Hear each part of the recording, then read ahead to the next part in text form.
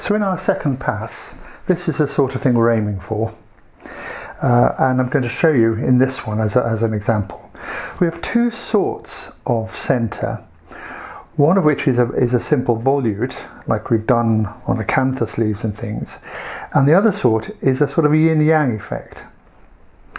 So what's important is to pay attention to the actual edge. So like if I go to this one, you can see the edge is coming round here, round one of the parts and round the other one and out to the second one. So it's a continuous line. Okay, so here the troughs will be down here and down here, so they're sort of spiraling. So what you need to do is think about the edge and work really from there. So the other thing I wanted to say is I intend keeping this height, although I've skimmed off the paper. These are keeping that, you know, the height as much as we've got, and then the rest is going to pull that up. So I'm not going to take much off this, but let's start off. So I'm going to use fairly big tools if I've got them to clean these edges up. Let's start here. If you don't, then you're going to have to marry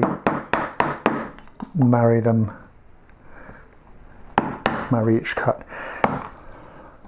So start here, as good as anywhere, and then sort of start bringing this round like this.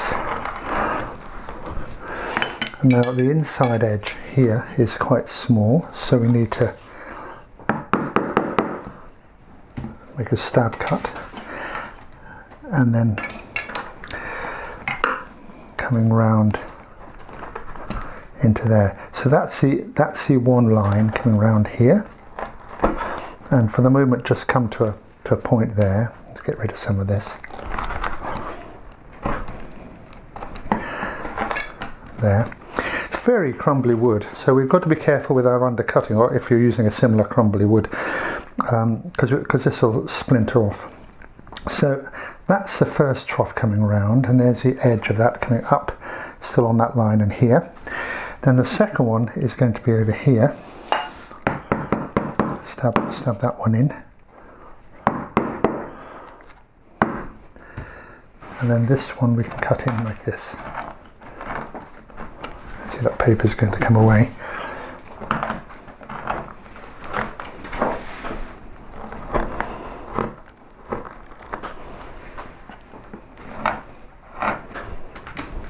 You can see that coming round, and then again we need a little bit of a something here. I think this one will do.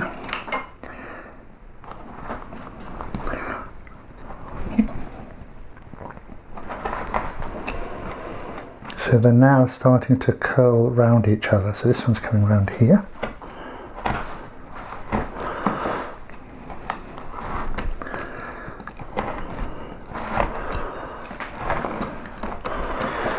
And this one, so it's the paper getting in the way here. This one is coming round there. So if I can make this clearer for you. So here's the edge here, coming up around, and there's the outside of that edge.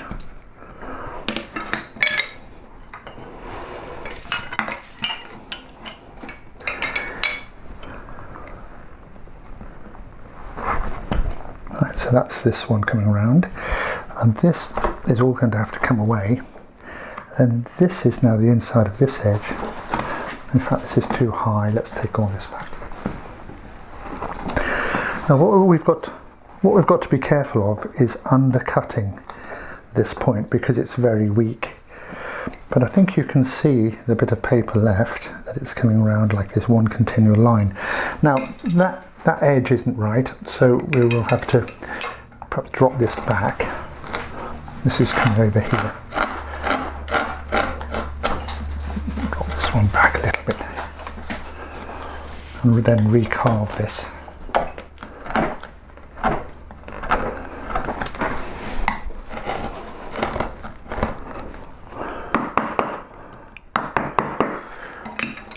and set this in a little bit more. Again, I'm using a big gouge, and what you'll find if you've got biggish gouges is that you should be able to find this tool fitting that shape, and it'll also fit the same shape in different parts. So this is a very good carving thing if we're using only a few tools. And repeating, you get a sort of sense of consistency. So let's just clean that edge up here. So this edge is coming around here.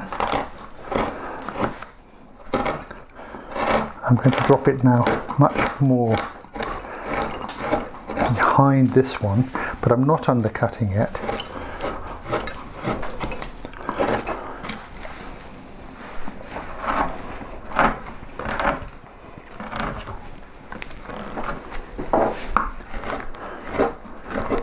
So as I start moving these bits back, this becomes more prominent.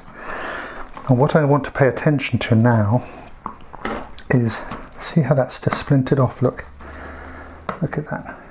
Pull that off, look, almost. No, I can't. There's a little crack here. So that's going to happen.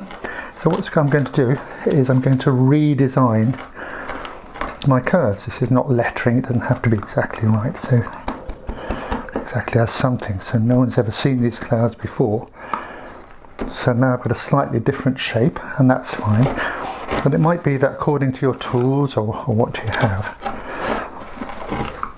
you know, you just do different shapes. So see, this is now jumping out a little bit. And when we come to undercutting, we will undercut more on this side because we'll see from that and less from this side. But at the moment, I just suggest that we go straight down and get ourselves a nice edge. So what I'm looking for is an edge that will run in space, and the rest we clean up later.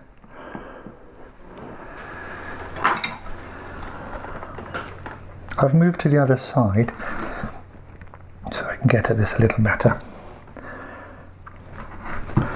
So there's my centre,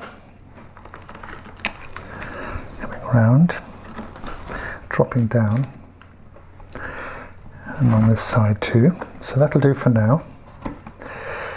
So this one's coming round here. Where you've got an inroad like that, it's quite helpful just to put the V tool in here like there, and that stops the wood splintering out. It's sort of like a stop cut. You might do it like, for example, here. Oops, just there, and that stops it bursting out. So yep, so, and then this has got to come down, and this is going to go a bit behind this one, but again I'm not quite sure where this is because I'm not sure where that is, so you can only do the best you can for the moment. So notice how as I'm carving in here like so, we're ending up with this line between the trenches, if you like. So there's a groove here and a groove here. That's important to leave.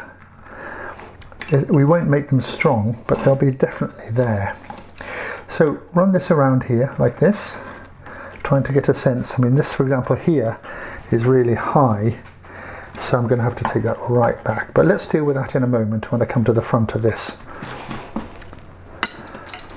I've made my way around the clouds now, like this, and you can see the little bits of paper where the original surface is still there. What's happening, what it feels to me, is if everything's sort of shuffling into place, it's settling down. And you can see how some of these outside of what we're calling petals just bump together, leaving a little space in here which we're going to have to clear out. Or possibly one down here. And sometimes they're overlapping, so that this is going behind that. Do feel free to make it up a bit as you go along, just see what happens. You don't have to be slavish to your drawing. But now I'm looking at it, now I've gone all round. The one thing that I need to do next is really put more depth in it. This is still quite shallow on the surface, so what I have to do is take this further down, this back, really make as much of the depth as I can, so that the difference between the back here and the top here is a full thickness, allowing for a little bit of an undercut. So that's what I'm going to do next. So now I've got these, pull these around and into, you know, much more three-dimensional shape of the whole thing. And this whole form drops like this, so these sides are definitely coming back, and it's dropping down that way, so it's like a half a sort of ellipse shape. So looking at this corner first, I know this point is going to come down to nothing over here. It'll be a little bit bulbous, and then this cloud here has to come down to here. So, not to put to find a point on it, I'm just going to start taking wood away like this.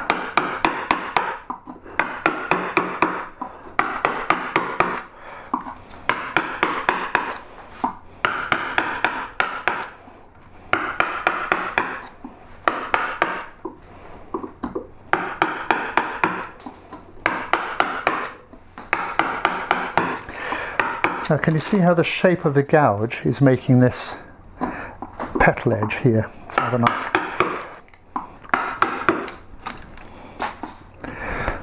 Be a bit flatter there.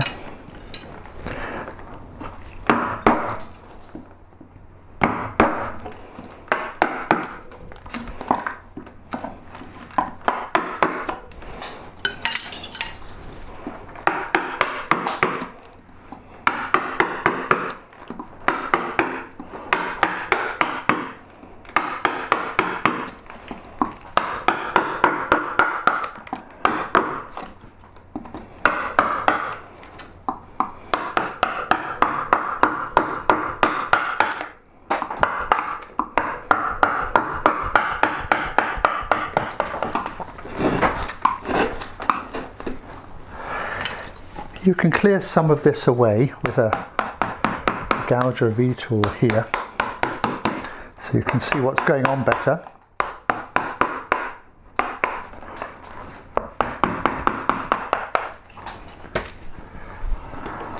But I wouldn't undercut. So what's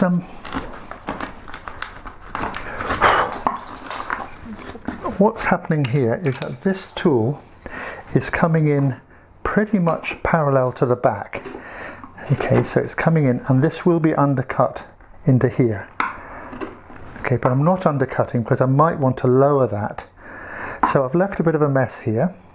So that's all right for the moment. This is going to be pushed back over there a little bit, and there'll be a little rise here and then into the, shall we call it a tail. And while we're here, so this, sorry, let's just go back here. So this is coming still downhill, and there's a continual adjustment to be made. Is this sweeping down like that? And then this is going to be more there. And then while we're here, we can take this one back here.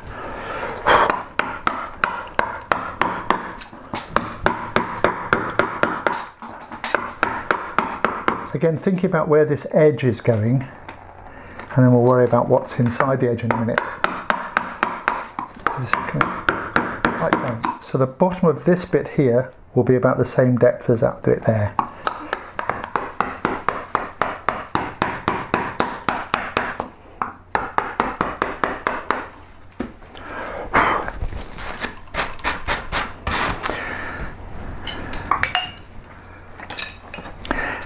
This surface of the tail, the cloud tail, is sloping like this towards the viewer, and it rises up and goes round the back fairly sharply, like just rounds over.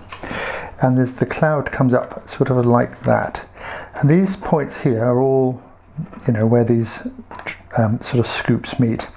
So in doing that, I've taken this one back now, and I could probably set in the actual edge. But in doing that, this is now a bit high, so I'm going to take this bit back. Listen to that. This is a very dry piece of wood.